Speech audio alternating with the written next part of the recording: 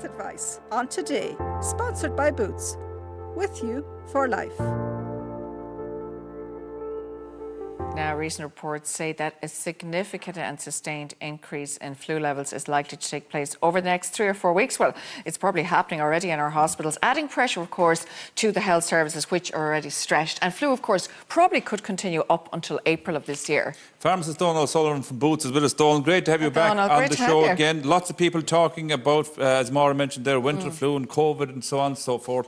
What can we do to boost our immune system at this time of year to stay healthier?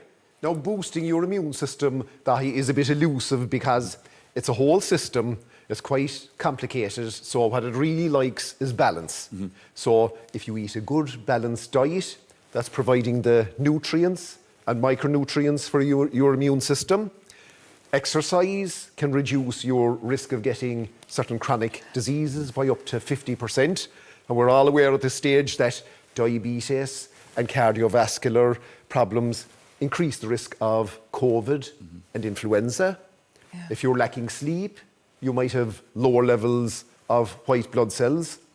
If you're suffering from excessive stress, check it out with your doctor because you could be more inclined to get sick. And smoking and alcohol have So you can't really boost your immune system? I suppose not. Per se, it's a myth. Per se, but if you look after your general health and try to keep the balance, that's the main thing. Okay. Now, if you're deficient in certain micronutrients or if you're eating a very restricted diet, obviously you'd need to get blood tests with your doctor and get it checked out. There are things you can do that can damage. But as you said, you're talking about nutrients. But as just before we start talking about that and how you can maybe boost your immune system in the sense of with certain nutrients, it's not too late to get the flu jab, or is it? Oh, no. We'll say, at the moment, we're still recommending the flu jab and COVID vaccination for people because we'll say it could take 10 to 21 days, all right, to kick in. But like you said, this influenza could be running all the way to April. So even... So flu season is still, we've got a couple of months of it ahead. It's still with us in here, so it's better to get vaccinated. Right, so as I said there, maybe you can't if you've got a low immune system, but you probably can take, certain supplements like, say, vitamin C have been proven to lower the time that you will suffer with influenza and maybe the common cold. Is that not true? So there's an interesting, the National Institutes of Health in the US, it's a government body, and I thought they summed up vitamin C well. So they said that for most people, now, some people are deficient in vitamin C, even though you only need 40 milligrams a day, but that it's unlikely to reduce your chances of catching a cold. But for people who take vitamin C regularly, it might reduce the length of the cold and the severity of the symptoms.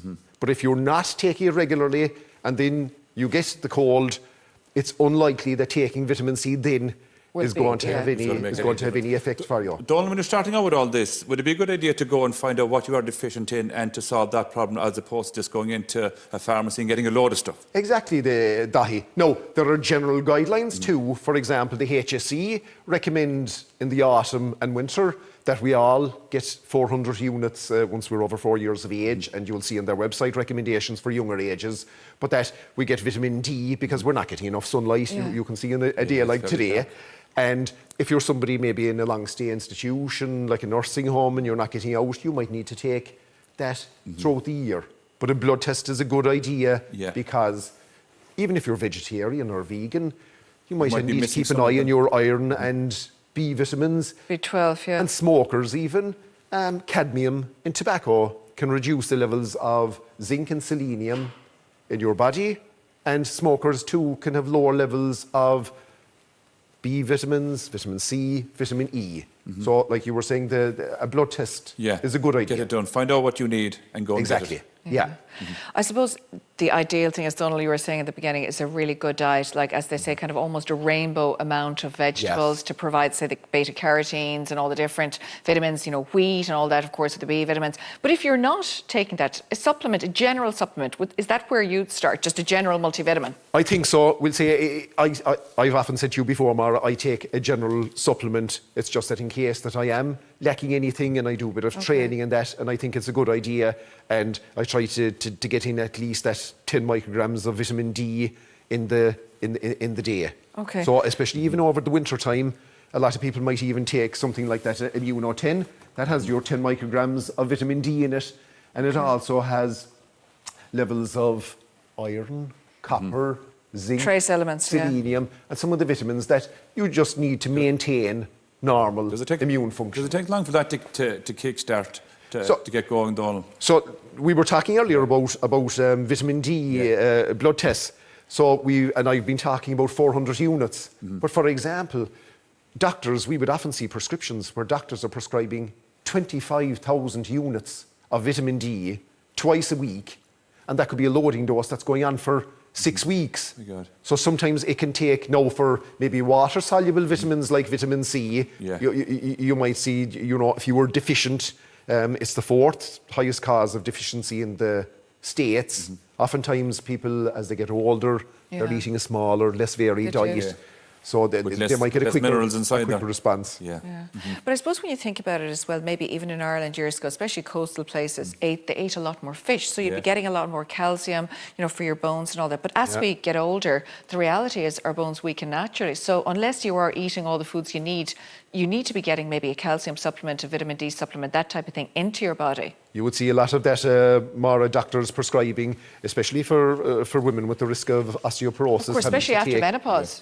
Calcium and vitamin D. Right, for sure. Donal, we've only around a minute left. Loads of old bugs going around, hearing lots of people were sick and unwell with tummy bugs and feeling flu over the Christmas as well. We're going to probably have that for a while, are we? I think so. But the main advice, if you have symptoms, stay at home. Because even with influenza, a child could spread influenza for 10 days or more. An adult could spread it for 6 days. And keep up to date with your flu and COVID vaccinations.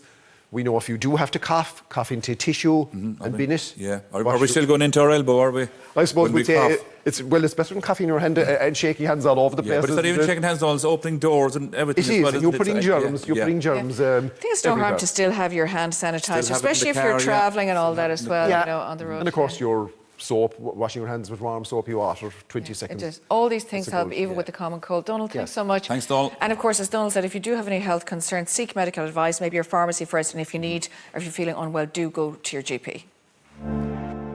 Health advice on Today, sponsored by Boots. With you for life.